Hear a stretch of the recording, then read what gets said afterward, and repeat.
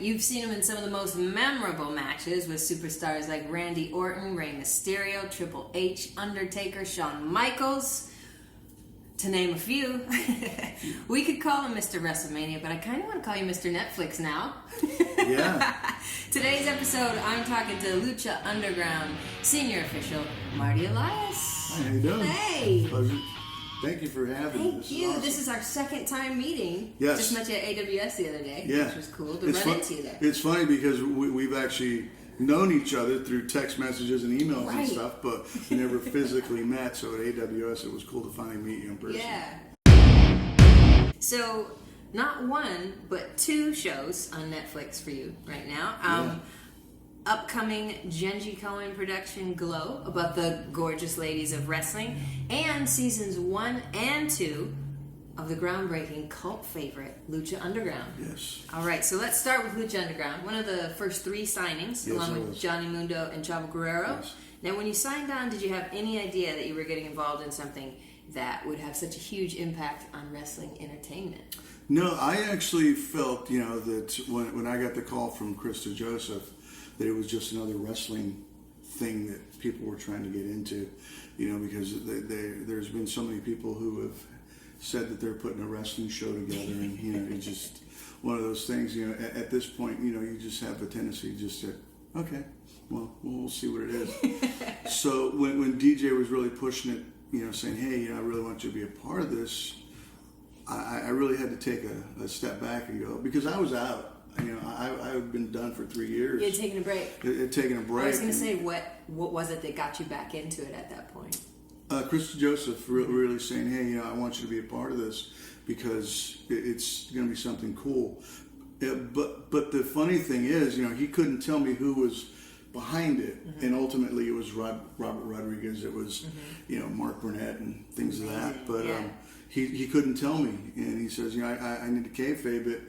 And I went out to LA and I met with the producers and line producers, and they finally smartened me up and told me what it was, and I said, yeah, man, sign me up. It was something that I went, this could be kind of cool.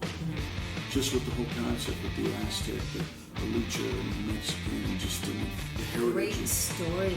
Yeah. It's like a wrestling soap opera almost. Yeah, and then hearing about the dragons and the demons and the afterlife and all that other cool stuff. And I remember telling DJ, are we going to be able to get away with this stuff, man? He was like, oh yeah, bro, it's a show. It's a TV show. And look where we're at. Okay, so fast forward to Glow, which premieres this month on Netflix, June 23rd. Yes, it does. Which you actually worked with my BFF, Kate Nash. Yes, Kate Nash, metal. How was it working with actors who maybe weren't even wrestling fans or had no idea what they were getting themselves into? It was fun to see the passion and the love for wrestling grow organically. Mm-hmm. When they first came in the first day, I'll never forget, Kate included, is that they were just in awe of the ring because the ring was so huge. And they got in. And at the time, the ring, wrestling rings make a ton of noise and have these effects. It was one of these things where just stepping into the ring, it's a little bouncy and, it flexes and does everything else. And a lot of them were really intimidated by it and just were like on the apron going.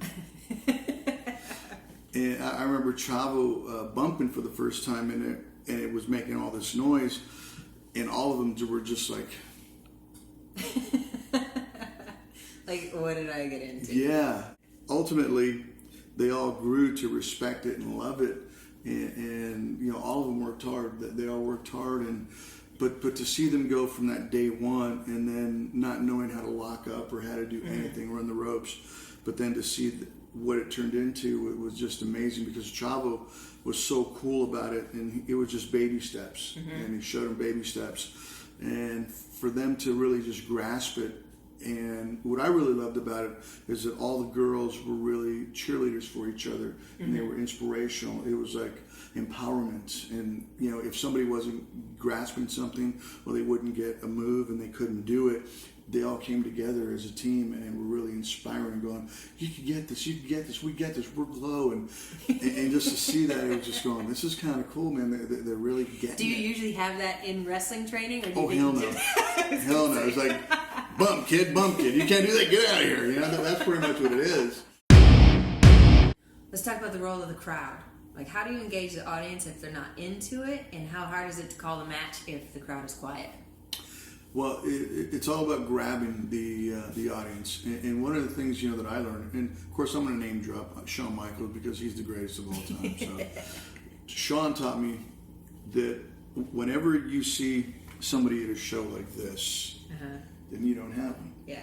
So when you see people like this, but when you see them here like this, you got them and they're engaged. So you can gauge the crowd like that and see who's working and who's not. I remember one time working with Shawn and Jericho at a house show, and they did a double down. Boom, they hit, and I go to check on them, and looking, and I hear Shawn turn to Jericho, and he's like, "Don't move." And Jericho goes, "What?" He's like, "Don't move." He's like, "Stay here." Jericho's like, "Oh, don't move." So they just stood there. I mean, they lied there for at least, it felt like 10 minutes. Ultimately, they were down there, and people just started. Right when the timing was right, Shawn's like, let's go. And then he nipped up and, you know, they started their deal. But the crowd was so quiet. And then when they doubled down like that and Shawn said, don't move, I mean, people were really like, oh my God, is this it? But then they started really getting behind it. You know, that's when you got him.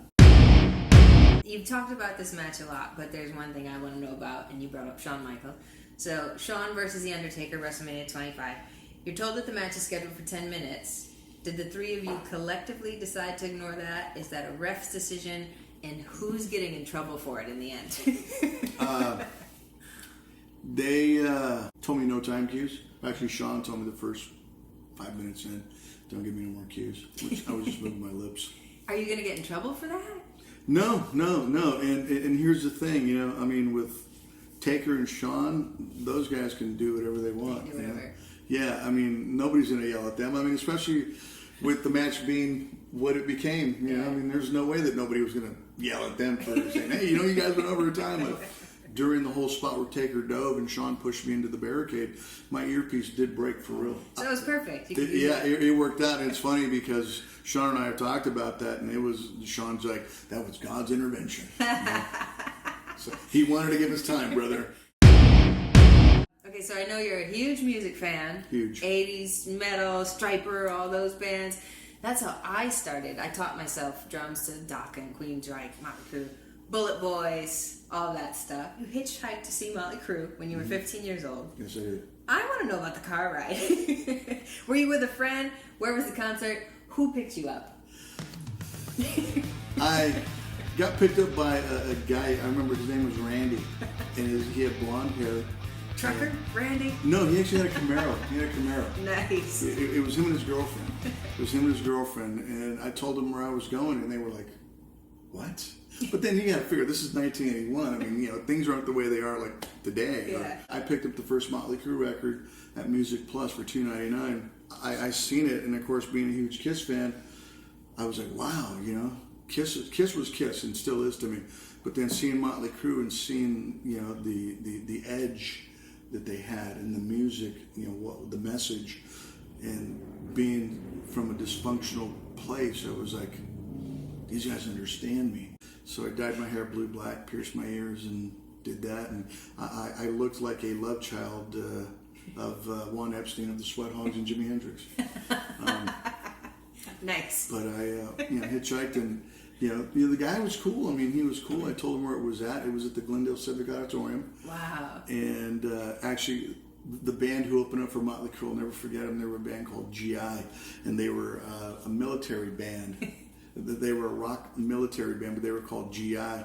One guy was a sailor, one guy was a lieutenant, one guy was a big... And it was so funny to see it, but, I mean, the guitar player, I still remember him going, looked like a fish. But and then Motley Crue came on and just blew me away, and then I just went like, yeah, this is life. All right, what do you got here?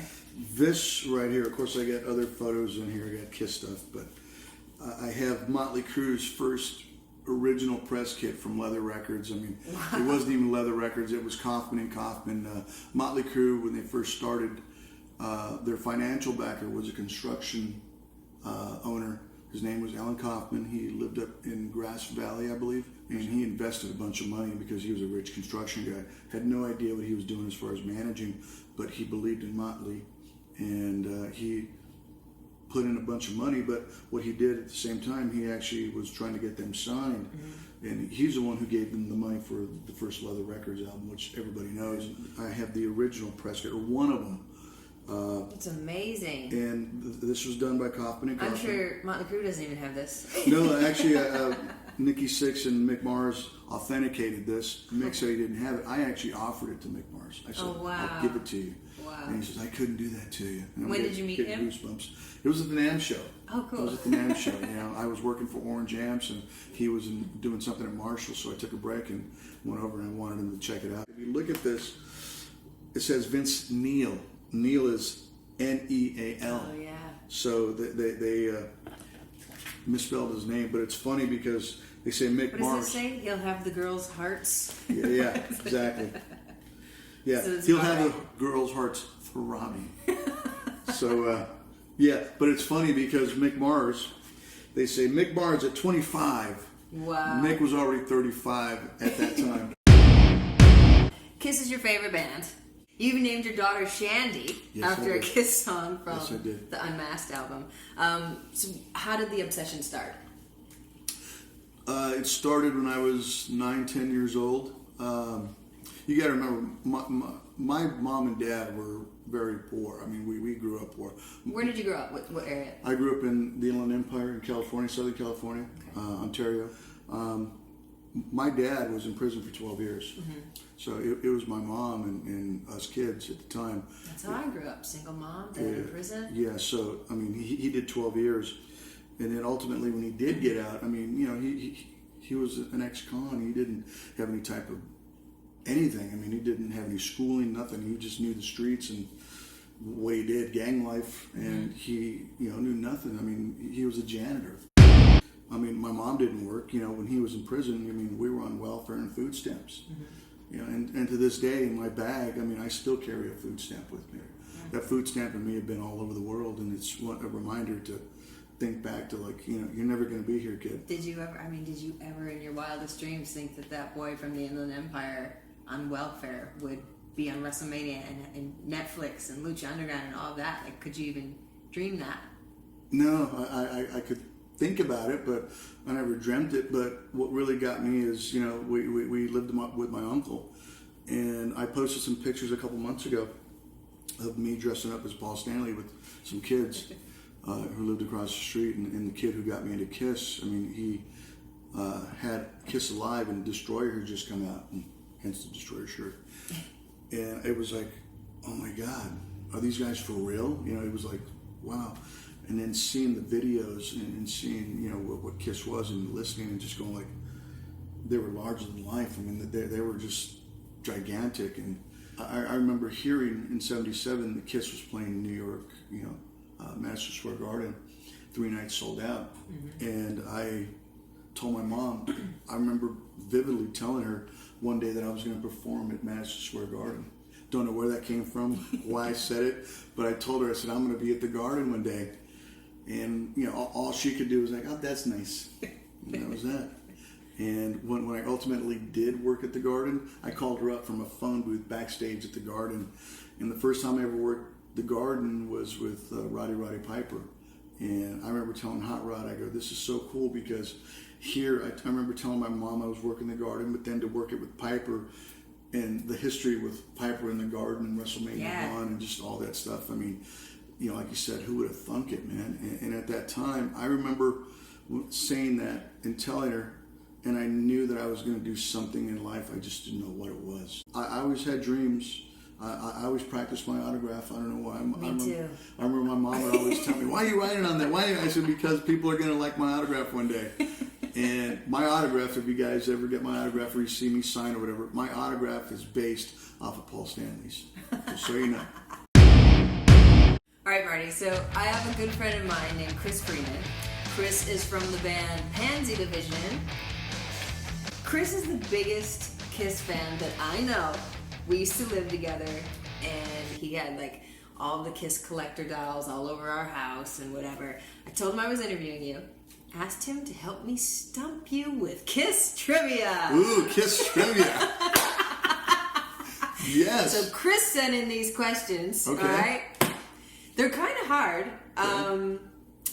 I think they're hard. You might do all right. Okay, if I can't get him, I'm going to call Chris Jericho. Phone a friend? Yeah, phone a friend. Well, phone a friend. Chris Jericho, we're calling you up if Marty needs your help. All right. So these are from Chris Freeman, all right? Okay. Which member of the Velvet Underground once wrote songs with Kiss and on which album? Ooh, Velvet Underground. See, I don't even know stuff like that. I mean, ding. Sorry. Okay, ding. All right, Lou Reed, The Elder is the album. Next one up. Okay. Now, if you miss all of these, we can challenge Chris back. Okay. We'll get him back. Okay. We'll get him back. All We'll get right. him back. Name the last Kiss album to be released on Casablanca Records. Creatures of the Night. Yes! All right, we got one. What was Kiss's first ever single release? Strutter. Nothing to Lose. I did cross-reference these this morning online to make sure. Nothing to Lose. Extra credit if he can name the B-side, which was Love Theme. From Kiss. But let's go back and let's stump him. Okay, Because we'll stump him. I have something that Kiss, his first single, was Strutter because it was on a compilation called Hard Goods. Okay, there you go, compilation. So Yeah. compilation. So we will go back and stump Chris. But those were Chris's 3 questions. Thank you, Chris, for helping us. Thank you. Sorry, the Velvet Underground, sorry. I wouldn't know that one either. Me neither. You've worked with everybody. Who in the business would you say has taught you the most valuable lesson? Shawn Michaels. You know, of course, I hate to name drop. Jericho, too. Yeah. Jericho is another guy. Ricky Steamboat, Dragon. Yeah. You know, I've been blessed because I've had the opportunity to sit and talk and become friends with a lot of the guys that I watched. And to see those guys succeed and to see how they succeeded and to see how they became the legends that they became and to see how good they are.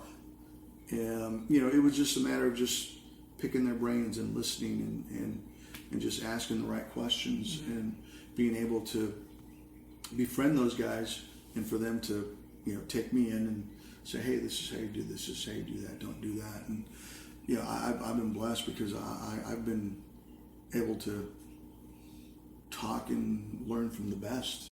You know, for me, I mean, one of my biggest things, you know, that I'm just a lucky SOB is that for me, Shawn Michaels is the be-all of pro wrestling for me. To me, Shawn Michaels is the Michael Jordan of wrestling. He's the Babe Ruth of wrestling. For me, that's Superman.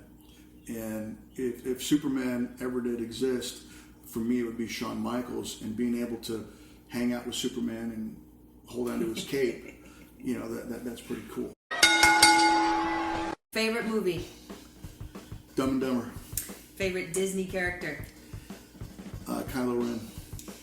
What pizza do you order? Pepperoni, cheese, and mushroom. Hot rods or motorcycles? None of the above. Theater of Pain or Too Fast for Love? Too Fast for Love, Leather Records. Stick to your guns. Favorite donut? Glazed. Tag team, Young Stallions or Killer Bees? The Rockers. Ah! Me too. I'd say that too. The Angels or the Dodgers? Angels, baby. Favorite era of wrestling? 80s, NWA. Yes. Anything Shawn Michaels coming up after the Jannetty breakup. Yes. Celebrity crush. Male or female? Either. We don't judge here. I love Christopher Walken. Really? As creepy as that may sound or whatever, Christopher Walken is just like, there's something about him, man. Walken is my favorite actor of all time, man. And there's some, I just love that guy, man. I just want to give him a hug. I mean, he's just like so. Christopher Walken. Well, that's the best answer that I could have gotten. Unexpected, but I love that. Oh, he's got him. He's got him. Oh, that's a pin. Hold on. Spin. Hold on. Move. 1, 2, 3. Oh, ding, ding, ding, ding, ding. Ring the bell. Rolling one. God. You gotta raise his hand. You gotta raise his hand. He won. Can't see. There. Okay. All right. Awesome. He won. All right. Who do you want to do now? Which match? Who should we do? Legion of Doom? To tell you the truth, it's already, I've been You here a just while. got here. What do you mean? I've been here a while. You've been here like 10 minutes. No, but I got to get home. The wife is already blowing up my phone. Tell her we're busy. Tell her we're playing. We're playing. I'd love to, but I mean, really, we're playing with toys. Toys? Action figures. These are action figures. Marty, you should know that. One more? Do you want me to come to your house? I can come over. No, you can stay here and play with these. I've already done this, so thanks. I gotta go. But Marty, I gotta go. just one more match.